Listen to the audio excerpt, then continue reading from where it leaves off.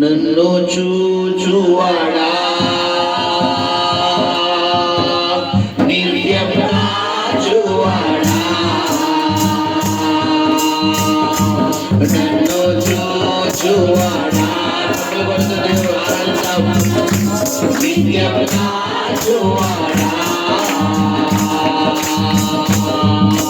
పరిశోధించి తెలుసుకున్నావు నన్ను ఆదరించావు పరిశోధించి తెలుసుకున్నావు నన్ను ఆదరించావు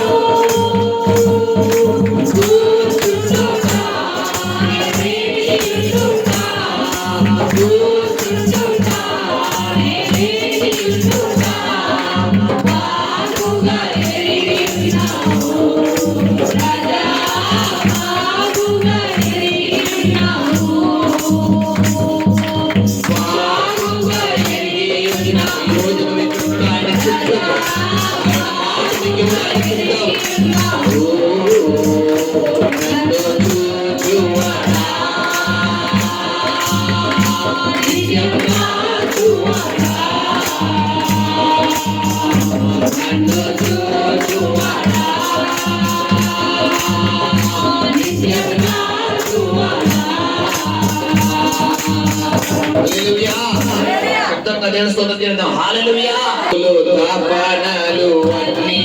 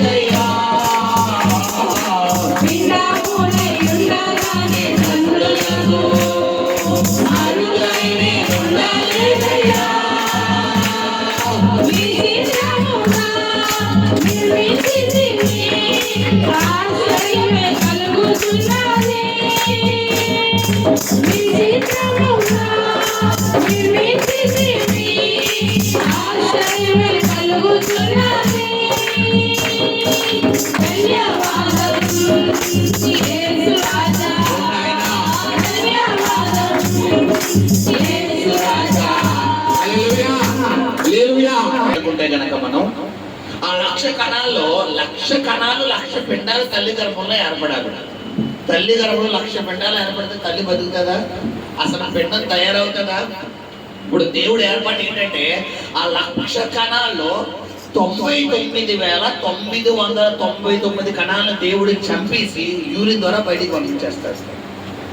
ఆ ఒక కణం తల్లి గర్భసంచిలోకి వెళ్ళి పిల్లరా 45 రోజుల నుండి మరి 50 రోజులు లేదా 60 రోజుల మధ్యలో కణము కాస్త అండముగా తయారయ్యి 3 నెలలకి పిండముగా తయారయ్యి 9 నెలలు అంటే 270 నుండి 280 రోజుల మధ్యలో చక్కని కుమారుడు లేదా కుమార్తెగా పిల్లరా మరి 9 నెలలు కంప్లీట్ చేసుకుని తల్లి గర్భంలోంచి బయటకు వస్తారు. హల్లెలూయా. ఇప్పుడు అక్కడ ఏమనంటే పిండమునై ఉండగానే కన్నులకు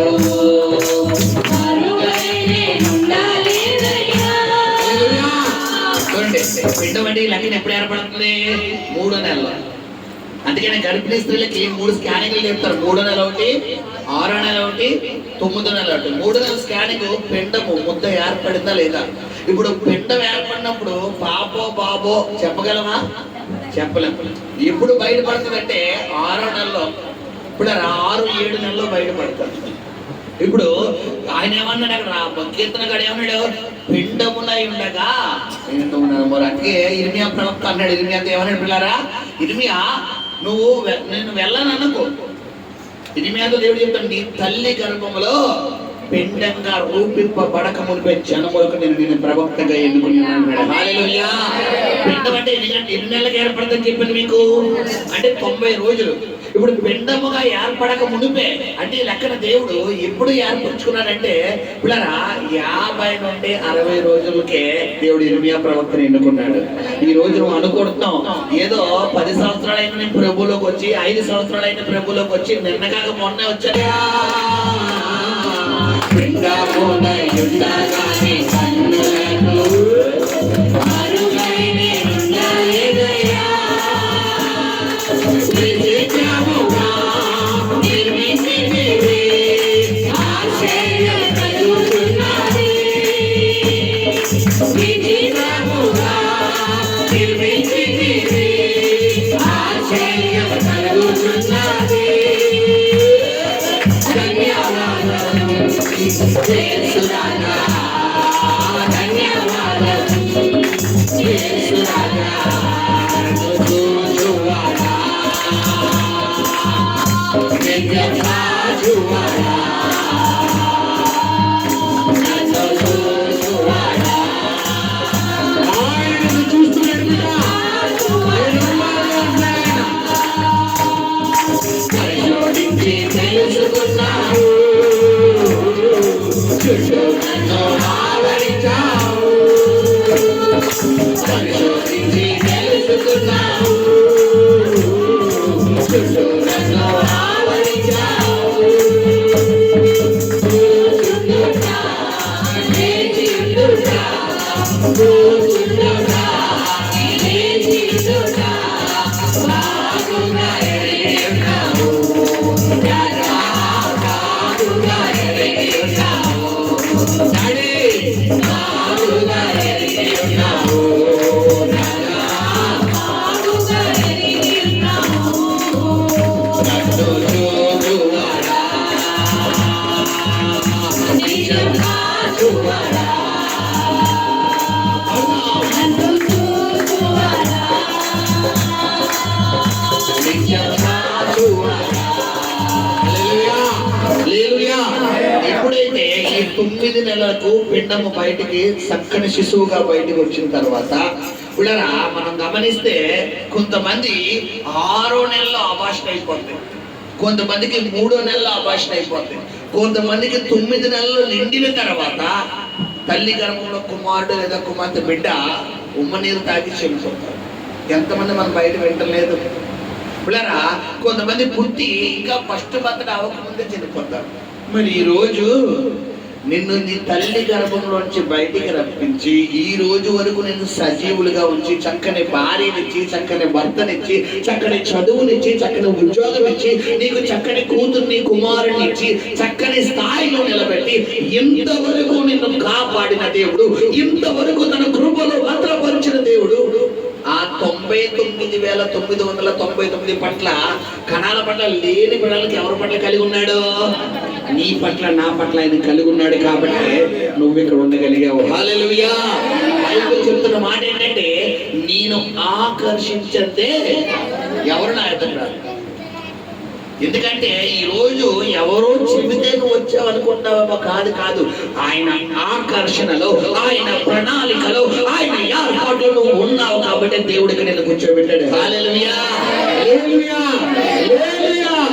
నన్ను చూచువాడా ధైర్యంగా పాడదాం. నన్ను చూచువాడా నిత్యం కాచువాడా ముందును కప్పి చుట్టూ నన్ను ఆవరించావు.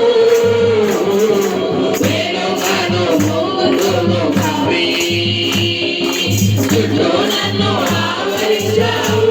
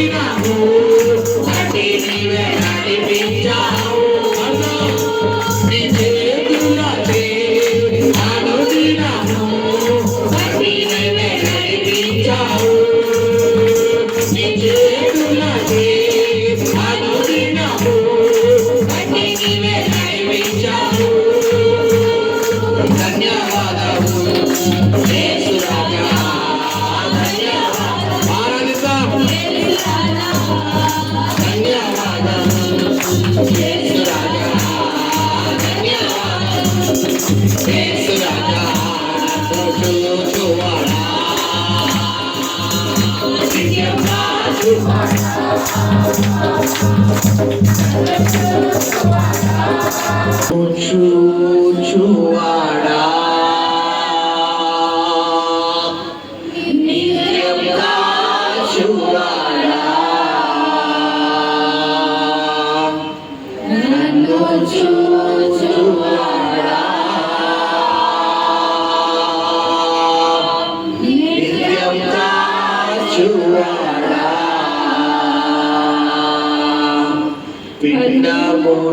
పిండమునయుండగాని కన్నులకు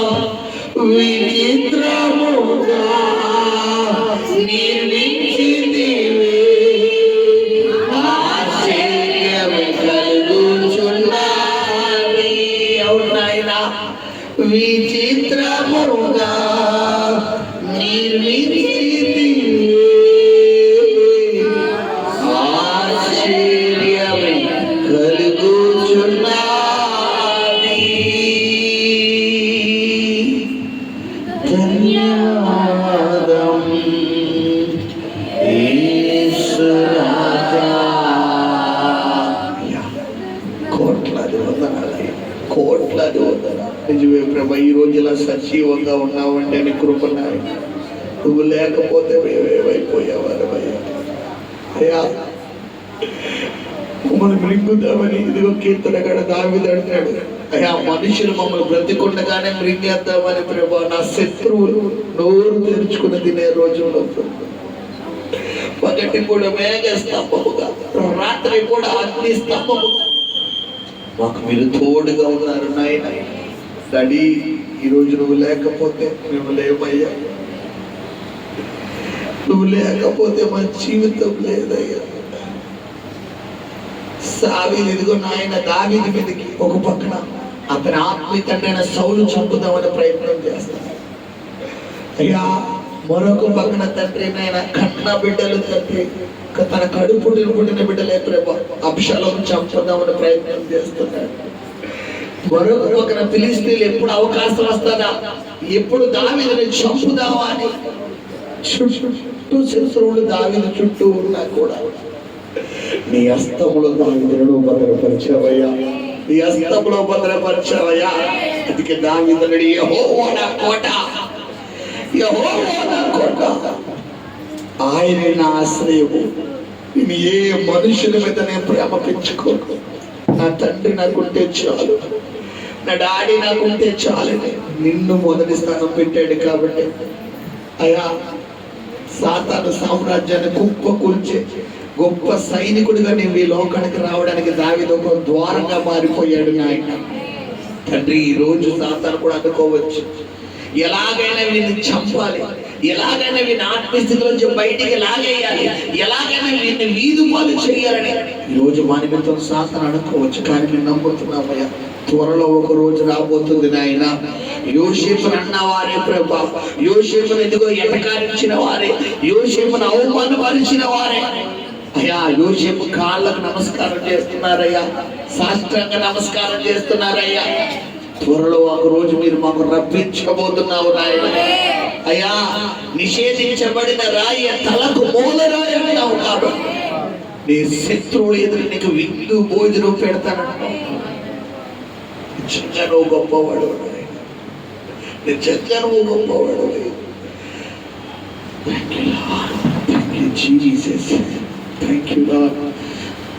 నీవు పొందిన వేదనలన్నీ ఇకపై నీవు చూడవులే. నీవు పొందిన వేదనలన్నీ ఇకపై నీవు చూడవులే. నీ స్థితి చూసి నవ్విన వారే సిగ్గుపడే దినమొచ్చెనులే. నీ స్థితి చూసి నవ్విన వారే సిగ్గుపడే దినమొచ్చెనులే. విడుదల సమీపించెను, నీకు వెలుగు ఉదయించెను. విడుదల సమీపించెను, నీకు వెలుగు ఉదయించెను. చెమ్మగిల్లు కలలోన కన్నీరెంత కాలం, కష్టాల పడలోన సాగరు పయనం. చెమ్మగిల్లు కలలోన కన్నీరెంత కాలం, కష్టాల పడలోన సాగరు పయనం. విడుదల సమీపించెను, నీకు వెలుగు ఉదయించెను. విడుదల సమీపించెను, నీకు వెలుగు ఉదయించెను. ఎంతో కాలం కాదు బిడ్డ, కొంతకాలం సహించి ఇంకా కొన్ని రోజుల దేవుడు నీకు తోడుగా రాబోతున్నాడు. కొన్ని రోజుల్లోని సమస్యలు ముగింపు రాబోతున్నాయి. కొద్ది రోజులు అయిపోయింది. ఫైనల్ స్టేజ్కి దేవుడు తీసుకొచ్చేసాడు. ఫైనల్ స్టేజ్కి వచ్చేసావు, ఫైనల్ స్టేజ్కి వచ్చేసావు. త్వరలో నేను ముగించబోతున్నాను అన్నాడు ఆయన. త్వరలో నేను గట్టెక్కించబోతున్నాడు. కొద్ది రోజుల్లో నేను సమస్యలని గట్టెక్కబోతున్నాను. కొద్ది రోజుల్లో దేవుడు దీవించబోతున్నాడు. ఎక్కడ అవమానమో, ఎవరి ముందైతే వేలు పెట్టి నిందిస్తున్నారో వారి ముందు నిన్ను తలను పైకెత్తబోతున్నాడు. విందు భోజనం పెట్టబోతున్నాడు. విందు భోజనం పెట్టబోతున్నాడు. ఏ రోజునైతే అన్నారో హేళన చేసి చేశారో అదే వ్యక్తులు యోసేపు నుంచి చేతులు కట్టుకుంటున్నారు. ఏ దావీదుని ఏ అన్నలైతే గర్వం వచ్చిందా, కోపంతో నోటికి వచ్చినట్టు అన్నలు మాట్లాడుతున్నారు, అదే నోరు సౌలు వేల కొలది, దావీదు 10,000 కొలది అని కనపరుస్తున్న వాళ్ళు దావీదు అన్నదమ్ములు ఉన్నారు. బిడ్డ, ఈ రోజు ప్రభు నీతో మాట్లాడుతున్నాడు. అందరూ వదిలేశారా, అందరూ విడిచిపెట్టేశారా, బాధపడకు. ప్రభు చిత్తంలో ఎవరు నీతో ఉండడం చిత్తమో ఆయన మాత్రమే, వారు మాత్రమే ప్రభు నీతో ఉంచుతాడు.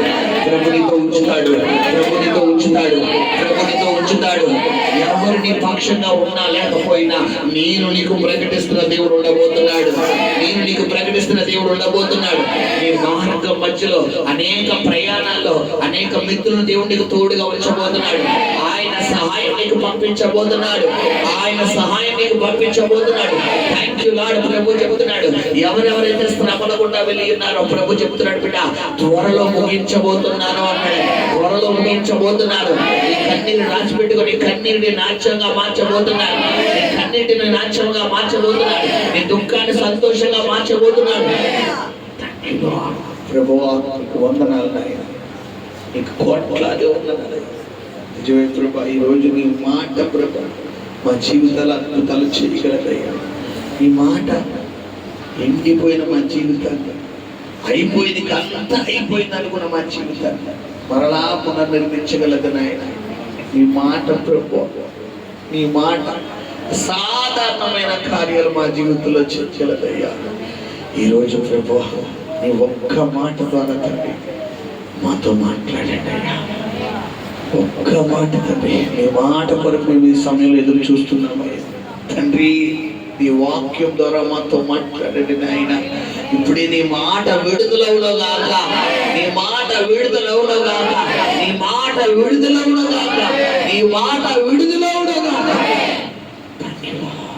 తండ్రి నీకు స్తోత్రం చెల్లిస్తున్నాం నాయన.